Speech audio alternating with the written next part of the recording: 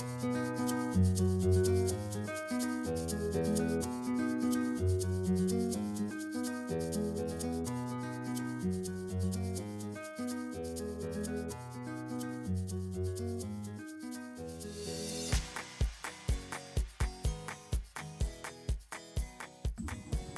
everybody, it's Jim Schmutz, President and CEO for Special Olympics Maryland. I'm here with Brian Morales, Santino Battista, who goes as Sonny, so from here on it's going to be Sonny, and Coach Marianne Shultz, longtime Anne Arundel icon in high school athletics. And so we're here to talk to you today about North County High School Unified Tennis Program, but also the overall Unified Sports Program here at the high school and the benefits of that. So welcome to another edition of Take 5 with Special Olympics Maryland athletes.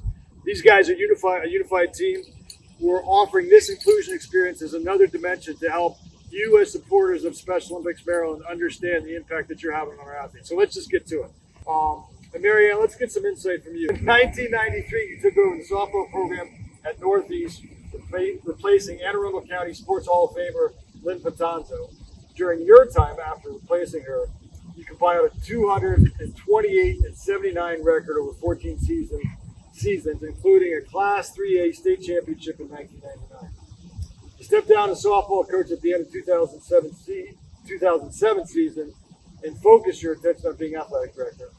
And then in 2008, you left to assist with the Anne Arundel County implementation of the landmark Fitness and Athletic Equality Act for students with disabilities, which led to our collaboration with you and 20 other school districts across the state to introduce our interscholastic unified sports program that includes tennis.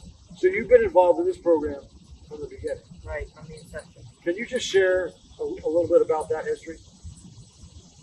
Well, as you know, that there was a young lady from Howard County that wanted equality and equity for students with disabilities to be able to participate and be engaged in extracurricular activities and be a part of the school, feel like they were a part of the school. And this act came about, and we tried to take a look at what would be best fitted for our students to get the most out of the athletics and the interaction with others. And we came up with the tennis, the bowling, and the bocce.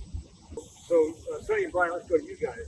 You guys have both been participating, training and competing in unified sports since your freshman year. What's it been like for you guys to be able to participate?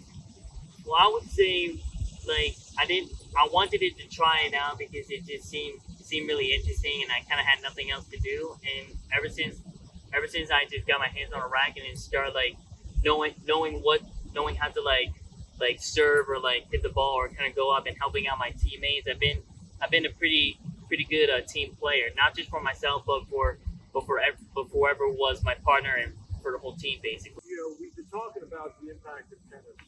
The reality is only so many students can be on a tennis team. One of the beauties of the Interscholastic Unified Sports Program and Unified Sports is how it's evolved beyond the tennis court and the bocce courts and the bowling lanes to be more inclusive. So we have whole school engagement and inclusive youth leadership. How would you describe the impact of unified sports beyond the tennis court in terms of how the school, whether it's a pep rally or other student functions like Spread the Word for inclusion and those types of activities, how would you say this program has helped influence the culture of the school?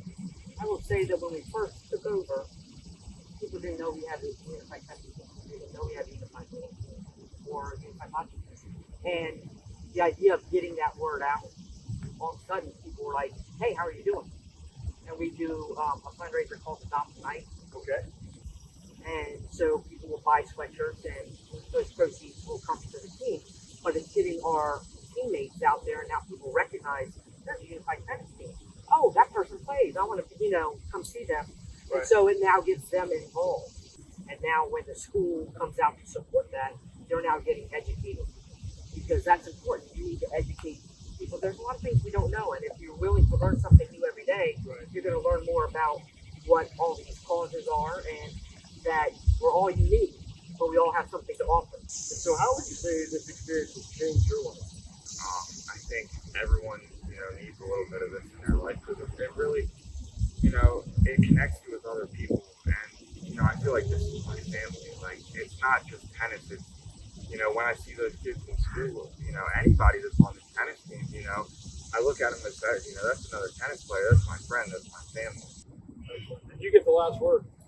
Well, I would say never judge a book by its cover, because if you just judge the book, you won't even know to get to know what is it about, what is that about. So if you just don't judge the book by its cover and really go in depth to get to know that person, you might make a new friend and be able to spread more words out. That's why we gave you the last word.